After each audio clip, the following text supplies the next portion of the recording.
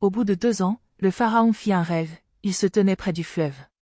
Cette belle vache grasse montèrent du fleuve et se mirent à paître dans le marais. Puis cette autre vache laide et maigre montèrent derrière elle du fleuve et se tinrent à leur côté sur le bord du fleuve. Les vaches laides et maigres mangèrent les 7 belles vaches grasses. Et le pharaon s'éveilla. Il se rendormit et fit un deuxième rêve. Cet épi gras et beau montait sur une même tige. Puis cet épi maigre et brûlé par le vent des poussait après eux. Les épis maigres engloutirent les 7 épis gras et pleins. Et le pharaon s'éveilla. Voilà le rêve. Le matin, le pharaon eut l'esprit agité et fit appeler tous les magiciens et tous les sages de l'Égypte. Le pharaon leur raconta ses rêves. Mais personne ne put les expliquer au pharaon. Alors le grand échanson prit la parole et dit au pharaon, « Je vais rappeler aujourd'hui le souvenir de ma faute. » Le pharaon était indigné contre ses serviteurs et il m'avait fait mettre aux arrêts dans la maison du chef des gardes, ainsi que le grand panetier. Nous avons fait, lui et moi, un rêve dans une même nuit, chacun un rêve susceptible d'être expliqué. Il y avait là avec nous un jeune Hébreu, esclave du chef des gardes. Nous lui avons raconté et il nous a expliqué nos rêves, à chacun il a expliqué son rêve. Tout est arrivé exactement selon l'explication qu'il nous avait donnée, le pharaon me rétablit dans ma charge et y fit pendre l'autre. Le pharaon fit appeler Joseph. On le fit sortir en hâte du cachot. Il se rasa, changea de vêtements et se rendit vers le pharaon. Le pharaon dit à Joseph, « J'ai fait un rêve. Personne ne peut l'expliquer, mais j'ai appris que tu peux expliquer un rêve qui t'est raconté. » Joseph répondit au pharaon, « Ce n'est pas moi. C'est Dieu qui donnera une réponse favorable au pharaon. » Le pharaon dit alors à Joseph, « Dans mon rêve, je me tenais sur le bord du fleuve. Cette vache grasse et de belle apparence montèrent du fleuve et se mirent à paître dans le marais. Puis cette autre vache montèrent derrière elle, chétive, d'apparence fort laide et efflanquée, je n'en ai jamais vu d'aussi laide dans tout le pays d'Égypte. Les vaches efflanquées et laides mangèrent les 7 premières vaches qui étaient grasses. Elles entrèrent dans leurs panses, sans qu'on puisse reconnaître qu'elles y étaient ancrées, et leur aspect était aussi laid qu'auparavant. Alors je m'éveillai. J'ai encore vu ceci en rêve, cet épi plein et beau qui montait sur une même tige. Puis cet épi racorni, maigre, brûlé par le vent et qui poussait après eux. Les épis maigres engloutirent les 7 beaux épis. Je l'ai dit aux magiciens, mais personne ne m'a indiqué ce que cela signifiait. Joseph dit au pharaon, le rêve du pharaon est une seule et même chose, Dieu indique au pharaon ce qu'il va faire. Les 7 belles vaches sont cette année, et les 7 beaux épis sont cette année, c'est le même rêve. Les 7 vaches efflanquées et laides qui montaient derrière les premières, sont cette année, et les 7 épis vides, brûlés par le vent seront cette année de famine. Ainsi, comme je viens de le dire au pharaon, Dieu a montré au pharaon ce qu'il va faire. Voici que viennent cette année de grande abondance dans tout le pays d'Égypte. Cette année de famine les suivront, et l'on oubliera au pays d'Égypte toute cette abondance, la famine réduira le pays à rien. Après cela on ne pourra plus rien remarquer de l'abondance dans le pays, tellement cette famine sera accablante. Si le rêve s'est répété 2 fois au pharaon, c'est que la chose est arrêtée de la part de Dieu, et que Dieu se hâtera de l'exécuter. Maintenant que le pharaon découvre un homme intelligent et sage, et qu'il l'établisse sur le pays d'Égypte. Que le pharaon agisse et qu'il nomme des fonctionnaires sur le pays, pour lever un 5e des récoltes de l'Égypte pendant les 7 années d'abondance. Qu'il rassemble tous les vivres de ces bonnes années qui vont venir, qu'il fasse, sous l'autorité du pharaon, des réserves de froment et de vivres dans les villes, et qu'ils en aient la garde. Ces vivres seront en dépôt pour le pays, en vue des 7 années de famine qu'il y aura dans le pays d'Égypte, afin que le pays ne soit pas consumé par la famine. Cette parole plut au pharaon et à tous ses serviteurs, et le pharaon leur dit, pourrions-nous trouver un homme comme celui-ci, ayant en lui l'Esprit de Dieu? Le pharaon dit à Joseph, dès lors que Dieu t'a fait connaître tout cela, il n'y a personne qui soit aussi intelligent et aussi sage que toi. C'est toi qui seras à la tête de ma maison, et tout mon peuple dépendra de tes ordres. Le trône seul m'élèvera au-dessus de toi. Le pharaon dit à Joseph, vois, je te donne autorité sur tout le pays d'Égypte. Le pharaon ôta son anneau de sa main et le mit à la main de Joseph, il le revêtit d'habits de fin lin et lui mit un collier d'or au cou. Il le fit monter sur le char qui venait en second derrière le sien, et l'on criait devant lui, Abrek. C'est ainsi que le pharaon lui donna autorité sur tout le pays d'Égypte. Le pharaon dit encore à Joseph, « Je suis le pharaon. Et sans ta permission personne ne lèvera la main ni le pied dans tout le pays d'Égypte. » Le pharaon appela Joseph du nom de Tsaphnapaénéa. Il lui donna pour femme Asnath, fille de Potiphéra, prêtre d'Aune. Joseph sortit alors pour prendre autorité sur le pays d'Égypte. Joseph était âgé de 30 ans lorsqu'il se présenta devant le pharaon, roi d'Égypte. Il sortit de la présence du pharaon, et parcourut tout le pays d'Égypte. Pendant les 7 années d'abondance, le pays travailla à plein. Joseph rassembla tous les vivres de ces 7 années dans le pays d'Égypte, il mit les vivres dans les villes, mettant dans l'intérieur de chaque ville les vivres des champs environnants. Joseph amassa du froment comme le sable de la mer, la quantité en était si considérable que l'on cessa de compter, parce que c'était impossible. Avant la première année de famine, il naquit à Joseph 2 fils, que lui enfanta Asnath, fille de Potiphéra, prêtre d'Aune.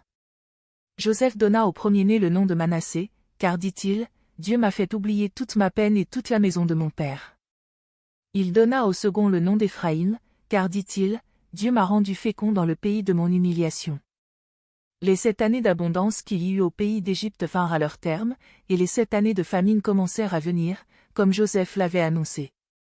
Il y avait famine dans tous les pays, mais dans tout le pays d'Égypte, il y avait du pain. Quand tout le pays d'Égypte fut aussi affamé, le peuple cria au Pharaon pour avoir du pain. Le Pharaon dit à tous les Égyptiens, « Allez trouver Joseph et faites ce qu'il vous dira. » La famine régnait dans tout le pays. Joseph ouvrit toutes les réserves et vendit du blé aux Égyptiens. La famine devenait de plus en plus forte dans le pays d'Égypte.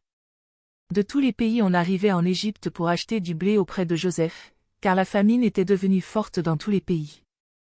Jacob vit qu'il y avait du blé en Égypte. Alors Jacob dit à ses fils, « Pourquoi vous regardez-vous les uns les autres ?» Il dit, « J'apprends qu'il y a du blé en Égypte, descendez pour nous en acheter là-bas, afin que nous puissions survivre et que nous ne mourions pas. » 10 frères de Joseph descendirent pour acheter du froment de l'Égypte. Jacob n'envoya pas avec Benjamin, frère de Joseph, car il disait, il pourrait lui arriver un accident. Les fils d'Israël vinrent pour acheter du blé, au milieu de ceux qui venaient dans cette intention, car c'était la famine dans le pays de Canaan. Joseph était donc le gouverneur dans le pays, c'est lui qui faisait vendre du blé à tout le peuple du pays. Les frères de Joseph vinrent et se prosternèrent devant lui la face contre terre. Joseph vit ses frères. Il les reconnut, mais se comporta à leur égard comme un inconnu, il leur parla avec dureté et leur dit, « D'où venez-vous » Ils répondirent, « Du pays de Canaan, pour acheter des vivres. » Joseph reconnut ses frères, mais eux ne le reconnurent pas. Joseph se souvint des rêves qu'il avait faits à leur sujet, et il leur dit, « Vous êtes des espions, c'est pour repérer les points faibles du pays que vous êtes venus. » Ils lui répondirent, « Non, mon Seigneur, tes serviteurs sont venus acheter des vivres. Nous sommes tous fils d'un même homme, nous sommes sincères. Tes serviteurs ne sont pas des espions. » Il leur dit, « Nullement, c'est pour repérer les points faibles du pays que vous êtes venus. » Ils répondirent, « Nous, tes serviteurs, nous sommes 12 frères, fils d'un même homme du pays de Canaan, or le petit est aujourd'hui avec notre père, et il y en a un qui n'est plus. » Joseph leur dit, « C'est ce que je vous disais, vous êtes des espions. Voici l'épreuve à laquelle je vais vous soumettre, par la vie du Pharaon. Vous ne sortirez pas d'ici tant que votre petit frère ne sera pas venu. Envoyez l'un de vous pour chercher votre frère, quant à vous, vous irez en prison. Vos paroles seront mises à l'épreuve, pour savoir si vous dites la vérité, sinon, par la vie du Pharaon. Vous êtes des espions. » Et il les fit mettre ensemble aux arrêts pendant 3 jours. Le 3e jour, Joseph leur dit, « Faites ceci et vous vivrez. Je crains Dieu. Si vous êtes sincères, que l'un de vos frères reste en prison dans la maison d'arrêt, et vous, partez, emportez du ravitaillement pour votre famille à cause de la disette et amenez-moi votre petit frère, afin que vos paroles soient vérifiées et que vous ne mouriez pas. » C'est ce qu'ils firent, tout en se disant l'un à l'autre, « Oui, nous avons été coupables envers notre frère, car nous avons vu la détresse de son âme, quand il nous demandait grâce, et nous ne l'avons pas écouté. C'est pour cela que cette détresse nous arrive. » Ruben, prenant la parole, leur dit, « Ne vous disais-je pas, ne commettez pas un crime contre cet enfant? Mais vous n'avez pas écouté. Maintenant son sang nous est réclamé. » Ils ne savaient pas que Joseph comprenait, car il y avait entre eux un interprète. Il s'éloigna d'eux, pour pleurer. Puis il revint leur parler, il prit parmi eux Siméon et le fit mettre en prison sous leurs yeux. Joseph ordonna qu'on remplisse de froment leurs bagages, qu'on remette l'argent de chacun dans son sac, et qu'on leur donne des provisions pour la route. C'est là ce qu'il fit pour eux. Ils chargèrent leur blé sur leurs ânes et partirent de là. L'un d'eux ouvrit son sac pour donner du fourrage à son âne, au caravansérail, et il vit son argent qui était à l'ouverture de sa besace. Il dit à ses frères, « Mon argent m'a été rendu, le voici encore dans ma besace. » Alors le cœur leur manqua, ils se firent par les uns aux autres de leur trouble en disant, « Qu'est-ce que Dieu nous a fait ?» Ils arrivèrent chez leur père Jacob, au pays de Canaan, et lui racontèrent tout ce qui leur était arrivé. Ils dirent, « L'homme, qui est le seigneur du pays, nous a parlé avec dureté et nous a accusés d'espionner le pays. Nous lui avons dit, nous sommes sincères, nous ne sommes pas des espions. Nous sommes 12 frères, fils de notre père, l'un n'est plus et le petit est aujourd'hui avec notre père au pays de Canaan. Alors l'homme qui est le seigneur du pays nous a dit, voici comment je reconnaîtrai si vous êtes sincères. Laissez auprès de moi l'un de vos frères, prenez ce qu'il faut à votre famille à cause de la disette, allez, et amenez-moi votre petit frère. Je reconnaîtrai ainsi que vous n'êtes pas des espions et que vous êtes sincères, je vous rendrai votre frère, et vous pourrez commercer dans le pays. Lorsqu'ils vidèrent leur sac, la bourse d'argent de chacun était dans son sac. Ils virent, eux et leur père, leur bourse d'argent, et ils furent saisis de crainte. Leur père Jacob leur dit, vous me privez de mes enfants.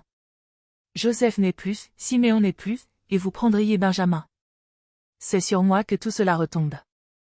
Ruben dit à son père, tu feras mourir mes 2 fils, si je ne te ramène pas Benjamin, remets-le entre mes mains, et je te le ramènerai. Jacob répondit, mon fils ne descendra pas avec vous, car son frère est mort, et il reste seul, s'il lui arrivait un accident dans le voyage où vous vous engagez, vous feriez descendre mes cheveux blancs avec douleur dans le séjour des morts. La famine s'appesantissait dans le pays. Quand ils eurent fini de manger le blé qu'ils avaient apporté d'Égypte, Jacob dit à ses fils, retournez, achetez-nous un peu de vivres. Juda lui répondit, cet homme nous a solennellement avertis, vous ne reverrez pas mon visage, à moins que votre frère ne soit avec vous. Si donc tu veux envoyer notre frère avec nous, nous descendrons et nous t'achèterons des vivres. Mais si tu ne veux point l'envoyer, nous ne descendrons pas, car cet homme nous a dit, vous ne reverrez pas mon visage, à moins que votre frère ne soit avec vous. Israël dit alors, pourquoi avez-vous mal agi à mon égard, en déclarant à cet homme que vous aviez encore un frère? Ils répondirent, cet homme nous a interrogés avec insistance sur nous et sur notre parenté, en disant, votre père vit-il encore? Avez-vous un frère? Et nous avons répondu à ces questions. Pouvions-nous savoir qu'il dirait, faites descendre votre frère? Juda dit à son père Israël, laisse partir le garçon avec moi. Nous nous lèverons, nous irons et ainsi nous pourrons survivre et ne pas mourir, toi, nos enfants et nous. C'est moi qui me porte garant de lui, tu le réclameras de ma main. Si je ne le ramène pas auprès de toi et si je ne le replace pas en ta présence, je serai pour toujours coupable envers toi. D'ailleurs, si nous n'avions pas tardé, nous aurions eu maintenant 2 fois le temps d'être de retour. Leur père Israël leur dit, puisqu'il en est ainsi, faites donc ceci. Prenez dans vos bagages des spécialités du pays, pour emporter un présent à cet homme, un peu de baume et un peu de miel, des aromates, du ladanum, des pistaches et des amandes. Prenez avec vous une double somme d'argent et remportez l'argent qu'on avait remis à l'ouverture de vos besaces, peut-être par inadvertance. Prenez votre frère et levez-vous pour retourner vers cet homme. Que le Dieu Tout-Puissant fasse que cet homme ait compassion de vous, et qu'il laisse revenir avec vous votre frère et Benjamin. Et moi, si je dois être privé de mes enfants, que j'en sois privé. Ces hommes prirent le présent, ils prirent avec eux une double somme d'argent, ainsi que Benjamin, ils se levèrent, descendirent en Égypte et se présentèrent devant Joseph. Quand Joseph vit avec Benjamin, il dit à son intendant, fais entrer ces hommes dans la maison, tu es apprête, car ces hommes mangeront avec moi à midi. L'homme fit ce que Joseph avait dit et conduisit ces hommes dans la maison de Joseph. Ils eurent de la crainte lorsqu'ils furent conduits à la maison de Joseph et y dirent, c'est à cause de l'argent remis la première fois dans nos besaces qu'on nous emmène, c'est pour se jeter sur nous, se précipiter sur nous et pour nous prendre comme esclaves avec nos ânes. Ils s'approchèrent de l'intendant de la maison de Joseph et lui adressèrent la parole à l'entrée de la maison. Ils dirent, pardon. Mon Seigneur, nous sommes déjà descendus une première fois pour acheter des vivres. Puis, Quand nous sommes arrivés au caravansérail, nous avons ouvert nos besaces et retrouvé chacun son argent à l'ouverture de sa besace, exactement le poids de notre argent. Nous le rapportons avec nous. Nous avons aussi apporté avec nous d'autres argent, pour acheter des vivres. Nous ne savons pas qui avait remis notre argent dans nos besaces. Il répondit, soyez en paix et sans crainte. C'est votre Dieu, le Dieu de votre Père, qui vous a donné un trésor dans vos besaces. Votre argent m'est parvenu. Et il fit sortir Siméon vers eux. Cet homme les fit entrer dans la maison de Joseph, il leur donna de l'eau, et ils se lavèrent les pieds, il donna aussi du fourrage à leurs ânes. Ils préparèrent leurs présents, en attendant que Joseph vienne à midi, car ils avaient entendu dire qu'il prendrait là leur repas. Quand Joseph fut arrivé à la maison, ils lui offrirent dans la maison le présent qui était entre leurs mains, et ils se prosternèrent à terre devant lui. Il s'informa de leur santé et dit, « Votre vieux père dont vous avez parlé, va-t-il bien? Vit-il encore ?» Ils répondirent, « Ton serviteur notre père, va bien, il vit encore. » Ils s'inclinèrent et se prosternèrent. Joseph leva les yeux, voyant son frère Benjamin, fils de sa mère, il dit, « Est-ce là votre petit frère, dont vous m'avez parlé ?» Il ajouta, « Que Dieu te fasse grâce, mon fils. » Joseph coupa court, car il brûlait de tendresse pour son frère, et il avait besoin de pleurer, il entra dans sa chambre et y pleura. Après s'être lavé le visage, il ressortit, faisant des efforts pour se contenir, il dit, « Servez le repas. » On le servit à part, ses frères à part, et les Égyptiens qui mangeaient avec lui aussi à part, car les Égyptiens ne pouvaient pas manger avec les Hébreux, parce que les Égyptiens ont cela en horreur. Les frères de Joseph s'assirent en sa présence, le premier-né selon son droit d'aînesse, et le plus jeune selon son jeune âge, et chacun faisait part de son étonnement à son voisin. Joseph leur fit porter des portions de ceux qui étaient devant lui, et la portion de Benjamin faisait bien 5 fois leur portion à eux tous. Ils burent tout leur seau avec lui. Joseph donna cet ordre à l'intendant de sa maison, remplis de vivres les besaces de ses gens, autant qu'ils en pourront porter, et mets l'argent de chacun à l'ouverture de sa besace. Tu mettras aussi ma coupe, la coupe d'argent, à l'ouverture de la besace du petit, avec l'argent de son blé. L'intendant fit ce que Joseph lui avait dit. Le matin, dès qu'il fit jour, on laissa partir ces gens avec leurs ânes. Ils étaient sortis de la ville et n'en étaient guère éloignés, lorsque Joseph dit à son intendant, « Lève-toi, poursuis ces gens et rattrape-les. Tu leur diras, pourquoi avez-vous rendu le mal pour le bien? N'est-ce pas dans cette coupe que boit mon Seigneur et avec elle qu'il devine l'avenir? Vous avez mal fait d'agir ainsi. » L'intendant les rattrapa et leur répéta ces paroles. Ils lui répondirent, « Pourquoi mon Seigneur parle-t-il de la sorte? Tes serviteurs ne risquent pas de commettre une telle action alors que nous t'avons rapporté du pays de Canaan l'argent que nous avons trouvé à l'ouverture de nos besaces. Comment aurions-nous volé de l'argent ou de l'or dans la maison de ton Seigneur? Que celui de tes serviteurs sûr qui en trouvera quelque chose meure, et que nous soyons nous-mêmes esclaves de mon Seigneur. » L'intendant répondit, « Bien, je vous prends au mot. Celui sur qui se trouvera quelque chose sera mon esclave, et vous, vous serez quitte. » Chacun se hâta alors de descendre sa besace à terre et de l'ouvrir. L'intendant les fouilla, commençant par le plus grand et finissant par le plus petit, et la coupe fut trouvée dans la besace de Benjamin. Ils déchirèrent leurs vêtements, chacun rechargea son âne, et ils retournèrent à la ville. Judas et ses frères arrivèrent à la maison de Joseph, où il était encore, et ils tombèrent à terre devant lui. Joseph leur dit, « Quelle action avez-vous faite? Ne saviez-vous pas qu'un homme comme moi a le pouvoir de deviner l'avenir? » Judas répondit, « Que dire à mon Seigneur? Comment parler? Comment nous justifier? Dieu a trouvé tes serviteurs en faute. Nous voici esclaves de mon Seigneur, aussi bien nous que celui sur qui la coupe a été trouvée. » Alors Joseph dit, « Je ne risque pas d'agir de la sorte. L'homme sur qui la coupe a été trouvée sera mon esclave, mais vous, remontez en paix vers votre père. »